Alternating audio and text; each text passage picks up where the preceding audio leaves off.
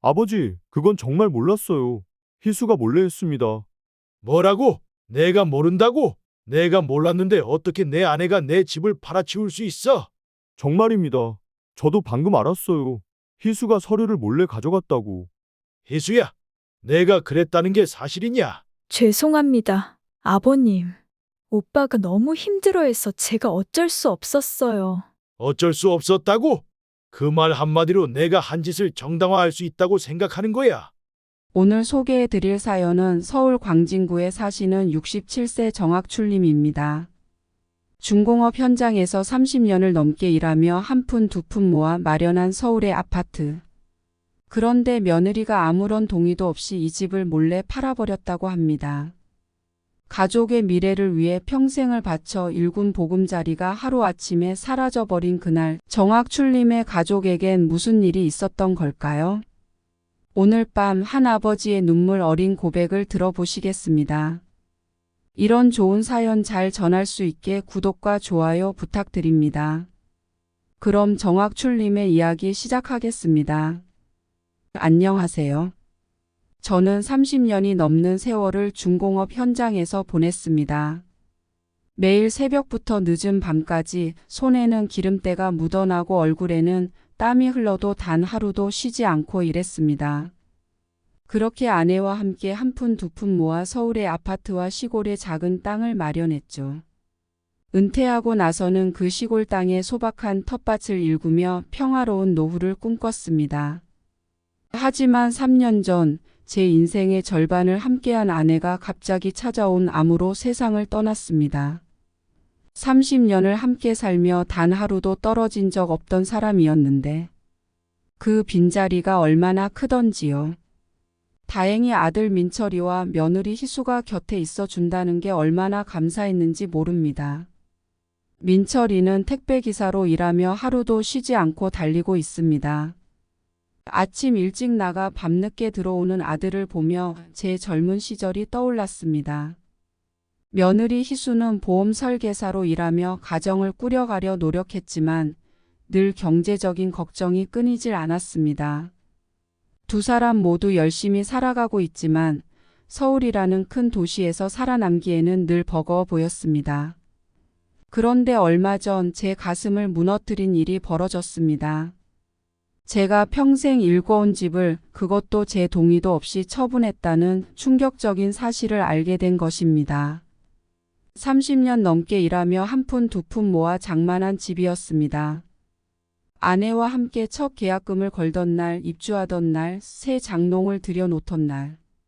그 모든 추억이 담긴 곳이었는데 말입니다. 오늘은 그 일로 인해 우리 가족의 관계가 어떻게 바뀌어갔는지 또 그 과정에서 제가 어떤 선택들을 하게 되었는지 진솔하게 이야기를 나누고자 합니다. 제 이야기가 비슷한 아픔을 겪고 계신 분들께 작은 위로가 되길 바랍니다. 자, 그럼 이야기를 시작하겠습니다. 제 이야기를 시작하려면 지난 날을 돌아보는 게 먼저일 것 같습니다. 1980년대 초반 저는 25살의 젊은 나이에 서울의 중공업 공장에 취직했습니다. 하루 12시간이 넘는 고된 노동이었지만 그때는 그저 감사했습니다. 아내와 갓 태어난 아들 민철이를 위해서라면 어떤 고난도 이겨낼 수 있다고 믿었으니까요. 공장에서는 쉴 새 없이 기계가 돌아갔고 저는 그 속에서 하루하루를 보냈습니다. 손에는 늘 기름때가 묻어 있었고 작업복은 땀으로 절었지만 퇴근할 때면 민철이가 아파 하며 달려와 안기던 그 순간이 저에겐 세상 무엇과도 바꿀 수 없는 행복이었습니다. 아내는 그야말로 살림의 달인이었습니다. 월급 봉투를 받으면 꼼꼼하게 생활비를 계산하고 조금이라도 더 저축하기 위해 애썼죠. 시장 끝자락에서 시든 채소를 사서 맛있는 찌개를 끓이는 솜씨는 정말 대단했습니다. 여보, 이렇게 아끼다가는 우리 민철이 클 때까지 얼마나 더 모을 수 있을까? 하면서도 아내는 늘 웃음을 잃지 않았습니다. 그 시절은 참 소박했지만 행복했습니다. 일요일 아침이면 가족이 모두 함께 둘러앉아 밥을 먹었습니다. 아내가 정성스레 준비한 된장찌개에 김치 계란말이, 소박한 밥상이었지만 그 맛은 지금도 잊을 수가 없습니다. 식사 후에는 근처 공원에 나들이를 가곤 했죠. 민철이는 아이답게 철없이 뛰어다니기만 했지만 저는 그런 모습을 보며 가슴이 뭉클했습니다. 이 아이는 꼭 나보다 더 나은 삶을 살게 해주리라. 그때의 다짐이 아직도 선명합니다. 아내와 저는 민철이의 미래를 위해 많은 것을 포기했습니다. 저는 휴일 근무도 마다하지 않았고 아내는 친정에 갈 때조차 버스비를 아끼려 먼 길을 걸어 다녔죠. 우리의 유일한 목표는 민철이가 좋은 교육을 받고 안정된 직장을 갖게 하는 것이었습니다. 학원비를 벌기 위해 아내는 밤늦게까지 분식집에서 일했고 저는 주말에도 공장을 지켰습니다. 그렇게 한 걸음 한 걸음 나아가다 보니 기적 같은 일이 일어났습니다. 서울의 작은 아파트를 장만할 수 있게 된 거죠. 계약서에 도장을 찍던 날 아내와 저는 그저 서로를 바라보며 울었습니다. 게다가 몇 년 후에는 고향 근처 시골의 작은 땅도 살 수 있었죠. 우리가 이런 날이 올 줄 누가 알았겠어. 하며 둘이 맥주를 마시던 그날의 기억이 아직도 생생합니다. 민철이가 성인이 되고 저희는 그가 안정적인 직장을 구하길 간절히 바랐습니다. 민철이도 정말 열심히 노력했습니다. 새벽부터 밤늦게까지 독서실에서 공부하고 취업학원을 다니며 준비했죠. 하지만 취업의 벽은 높았고 서류 전형에서 매번 탈락하는 아들을 보며 가슴이 미어졌습니다. 결국 민철이는 생계를 위해 아르바이트를 시작했고 그러다 택배 일을 시작하게 되었습니다. 처음에는 잠시 하는 일이라 생각했는데 어느새 그게 본업이 되어버렸죠. 저희는 아들을 비난하지 않았습니다. 오히려 일이 힘들지? 쉬엄쉬엄 해. 라며 다독였죠. 아이가 행복하다면 그걸로 됐다는 아내의 말처럼 저도 마음을 비우려 노력했습니다. 시간이 흘러 민철이가 결혼한다고 했을 때 저희는 걱정 반 기대 반이었습니다. 하지만 며느리 희수를 처음 만났을 때 그 걱정이 눈 녹듯 사라졌습니다. 밝은 미소와 성실해 보이는 모습이 무척 마음에 들었거든요. 보험 설계사로 일하면서도 가정을 꾸리는데 최선을 다하는 모습을 보며 이제 민철이도 좋은 가정을 꾸릴 수 있겠다고 안심했습니다. 결혼 초반에는 정말 행복했습니다. 주말이면 함께 식사하고 이야기꽃을 피우며 서로를 이해하고 배려하는 모습이 보기 좋았죠. 저희 집에는 오랜만에 웃음이 가득했습니다. 아내가 살아 있었다면 얼마나 좋아했을까. 그런 생각을 하곤 했습니다. 하지만 세상살이가 쉽지만은 않았나 봅니다. 희수는 보험 설계사로서 성과를 내기 어려워했고 점점 얼굴에 그늘이 드리워졌습니다. 민철이는 아내의 어려움을 덜어주려 더 열심히 일했지만 택배 일의 수입으로는 늘 빠듯했죠. 처음에는 그저 일시적인 어려움이려니 했습니다. 젊은 부부가 서로 의지하며 이겨낼 거라 믿었으니까요. 3년 전 아내가 갑작스러운 암 선고를 받고 세상을 떠났을 때 저를 지탱해 준 건 바로 민철이와 희수였습니다. 40년을 함께한 사람이 떠난 자리는 너무나 컸지만 이들이 곁에 있어 위로가 되었죠. 하지만 동시에 그들의 어깨는 더욱 무거워졌습니다. 재정적인 부담이 쌓여가면서 집안의 분위기도 조금씩 변해갔습니다. 지금 과거를 돌아보니 그때 이미 작은 균열이 시작되고 있었나 봅니다.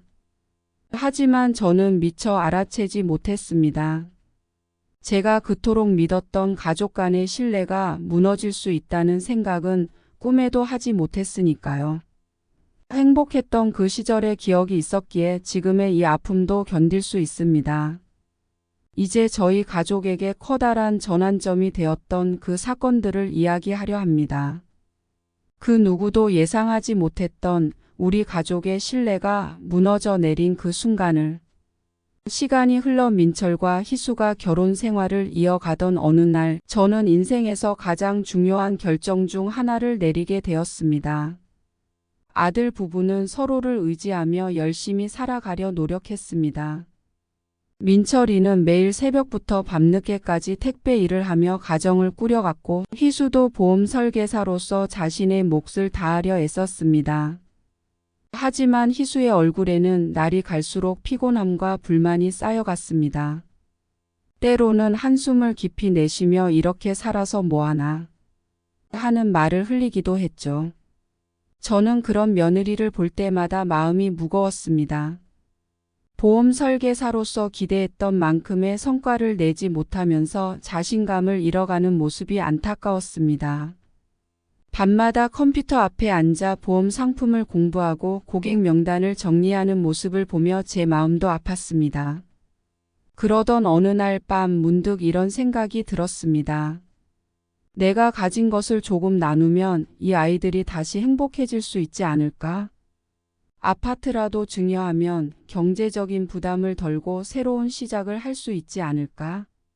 며칠을 고민한 끝에 저는 아내와 함께 30년을 넘게 살아온 서울의 아파트를 민철과 희수에게 증여하기로 결심했습니다. 쉽지 않은 결정이었습니다. 그곳에는 아내와의 추억이 가득했으니까요. 첫 입주날 아내가 들고 온 화분, 거실 벽에 아들 민철이의 초등학교 졸업사진, 베란다에서 키우던 아내의 화초들. 하나하나가 다 소중한 기억이었습니다. 하지만 저는 새로운 시작을 위해 모든 것을 내려놓기로 했습니다. 다만 한 가지 조건을 달았습니다. 아파트를 처분하거나 팔 때는 반드시 제 동의를 얻어야 한다는 것이었죠. 계약서에도 그 내용을 명확히 명시했습니다. 그것은 제 평생의 노력으로 이룬 성과를 지키기 위한 최소한의 안전장치였습니다. 민철과 희수는 제 결정에 눈물을 글썽이며 감사하다고 했습니다. 특히 민철이는 아버지 정말 감사합니다. 이 은혜 절대 잊지 않겠습니다. 라며 깊이 고개를 숙였습니다. 그때만큼은 제가 가족의 행복을 위해 올바른 선택을 했다고 확신했습니다. 하지만 세상 일이란 게 늘 우리의 바람대로 되지는 않나 봅니다. 증여 이후에도 희수의 표정은 밝아지지 않았고 오히려 더 무거운 고민이 있는 듯 했습니다. 얼마 지나지 않아 그 이유를 알게 되었습니다. 희수의 친오빠가 사업 실패로 거액의 빚을 지고 있다는 소식이었습니다. 희수의 오빠는 근 10년간 자영업을 하며 여러 사업에 도전했지만 번번이 실패했다고 합니다.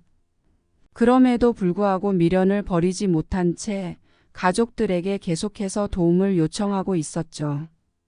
결국 희수를 직접 찾아와 애원하기 시작했습니다.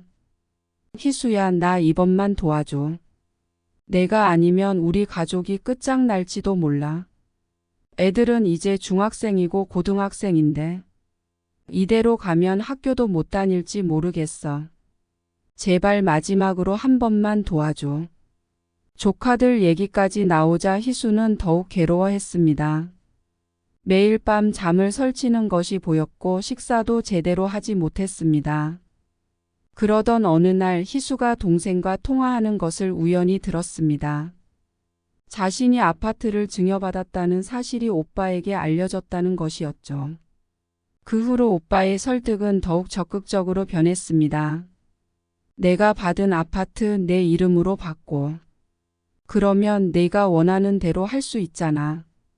내가 그걸 처분해서 우리를 도와주면 우리 가족도 살 수 있어. 그리고 나중에 내가 꼭 다 갚을게. 결국 희수는 긴 고민 끝에 아파트를 자신의 이름으로 명의를 변경했습니다. 아마도 처음에는 그저 서류상의 변경일 뿐이라고 자신을 위로했을 것입니다. 하지만 한번 잘못된 선택을 하고 나니 그 다음 선택은 더 쉬워졌나 봅니다. 얼마 지나지 않아 희수는 오빠의 빚을 갚기 위해 그 아파트를 팔아버리고 말았습니다. 진실은 늘 그렇듯 예기치 않은 순간에 드러났습니다. 어느 날 오후 관리사무소에서 한 통의 전화가 걸려왔습니다. 정학출 씨, 최근에 아파트 명의가 변경된 걸 알고 계십니까? 새로운 소유주 분이 관리비 납부 관련 문의가 있으셔서 연락드렸습니다. 그 말을 듣는 순간 온몸이 얼어붙었습니다. 다리에 힘이 풀려 의자에 털썩 주저앉았지만 곧바로 정신을 차리고 등기소로 달려갔습니다. 그곳에서 확인한 서류는 저의 최악의 우려를 현실로 만들었습니다.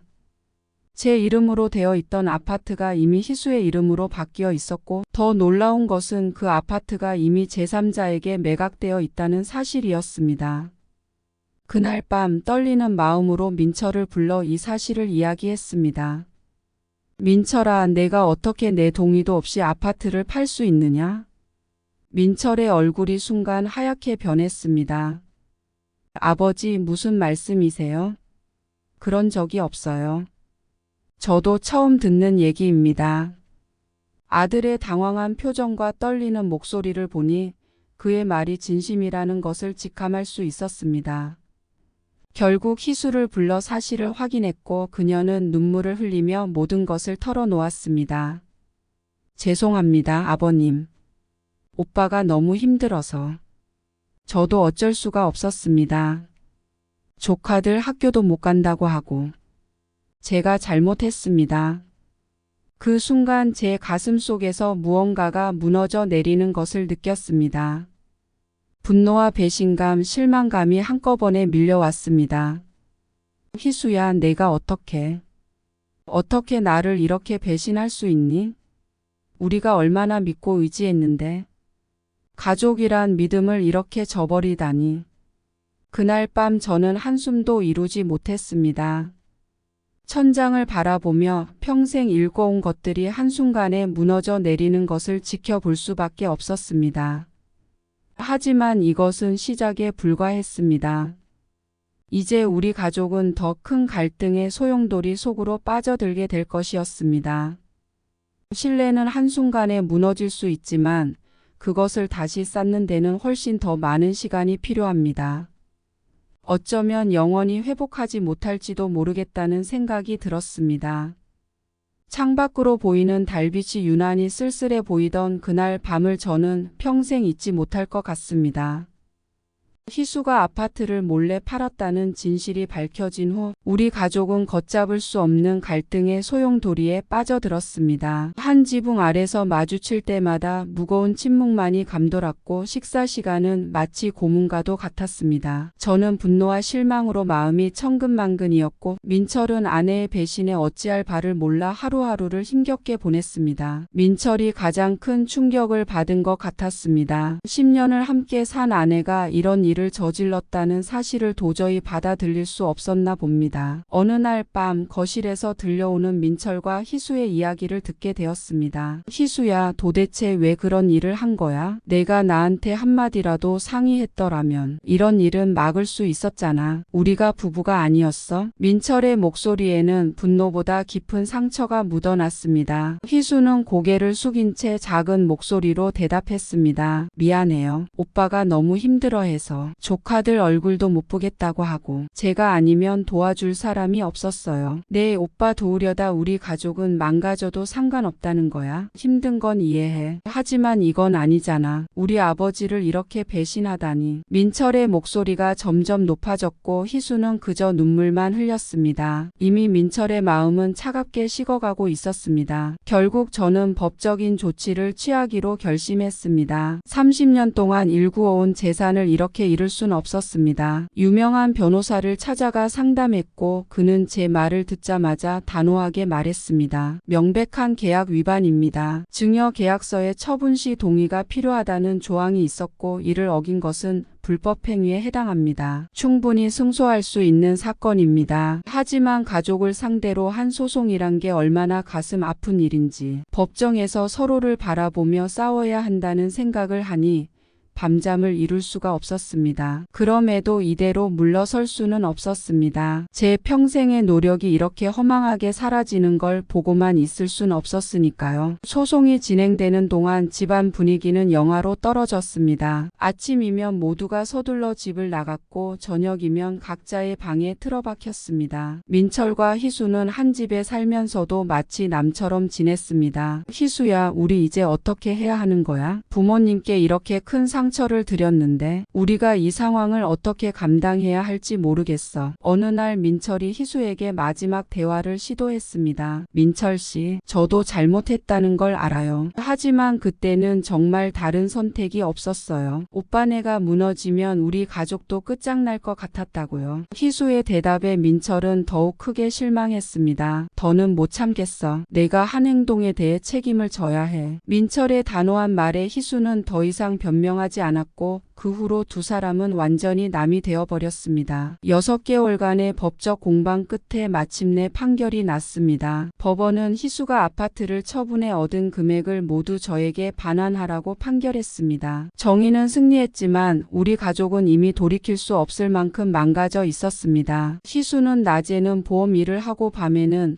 편의점에서 아르바이트를 하며 빚을 갚으려 했습니다. 하지만 그 노력이 우리 가족의 깨어진 신뢰를 회복시켜 주진 못했습니다. 민철 역시 점점 지쳐갔고 저와의 관계도 예전 같지 않았습니다. 아버지, 제가 정말 죄송합니다. 제가 희수를 더 잘 이해하고 챙겼어야 했는데 모든 게 다 제 잘못인 것 같아요. 민철의 눈에는 깊은 자책감이 서려 있었습니다. 저는 아들을 위로하고 싶었지만 무슨 말을 해야 할지 알 수 없었습니다. 결국 민철과 희수는 각자의 길을 가기로 했습니다. 희수는 묵묵히 이혼에 동의했고 민철은 그렇게 헤어진 뒤 저와도 점점 멀어져 갔습니다. 가족이라는 이름으로 쌓아온 모든 것들이 하루아침에 무너져 내린 것입니다. 이제 와서 돌아보면 그 모든 과정이 꿈만 같습니다. 제가 내린 결정들은 과연 옳았던 걸까요? 좀 더 현명하게 대처할 수는 없었을까요? 가족을 지키기 위해 노력했던 그 시간들이 모두 헛된 것이었을까요? 이런 질문들에 대한 명확한 답을 찾지 못한 채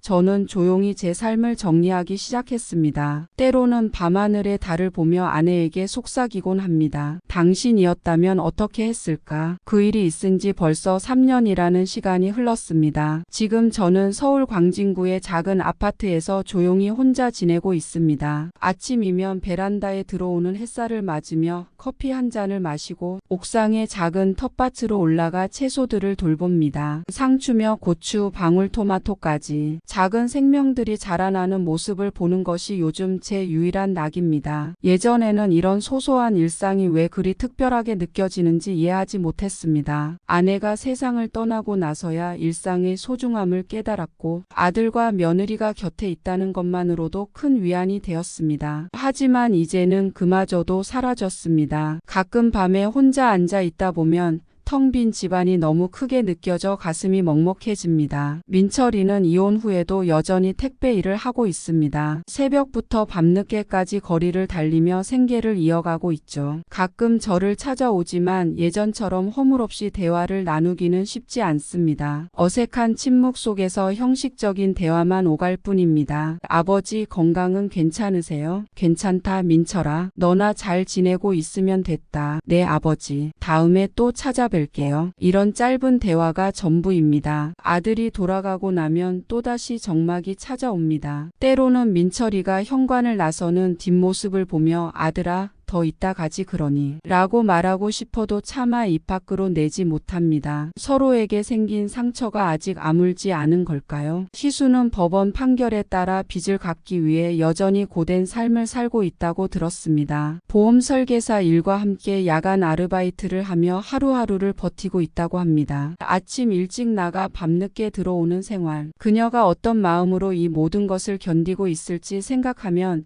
마음 한구석이 아프기도 합니다. 하지만 그녀의 행동을 완전히 이해하거나 용서하기는 여전히 어렵습니다. 30년을 일구어온 우리 가족의 신뢰가 한순간에 무너진 그 순간을 잊을 수가 없습니다. 때로는 꿈에서 예전처럼 웃으며 함께 식사하던 모습을 보기도 하지만 잠에서 깨면 그저 허상일 뿐입니다. 가족이라는 것이 이렇게 쉽게 무너질 수 있다는 사실을 깨닫고 나니 제게 남은 것은 깊은 허무함과 홀로 서야 한다는 냉혹한 현실뿐이었습니다. 더 이상 누군가에게 의지하거나 기대하지 않기로 했습니다. 그저 남은 인생 동안 제 텃밭을 가꾸고 스스로의 삶을 돌보는 것으로 만족하려 합니다. 옥상 텃밭에서 자란 채소들을 수확할 때면 문득 이런 생각이 듭니다. 작은 씨앗 하나가 자라나 열매를 맺기까지 얼마나 많은 정성과 시간이 필요한지. 가족도 마찬가지가 아니었을까요? 우리는 너무 쉽게 무너뜨려 버렸는지도 모르겠습니다. 하지만 이스라엘인 경험을 통해 분명히 배운 것들이 있습니다. 가족이란 그저 혈연으로 맺어진 관계가 아니라 서로에 대한 깊은 신뢰와 이해가 바탕이 되어야 한다는 것. 그리고 어떤 어려움이 닥치더라도 서로를 속이거나 배신해서는 안 된다는 것. 한번 깨진 신뢰는 결코 예전처럼 회복되지 않는다는 것을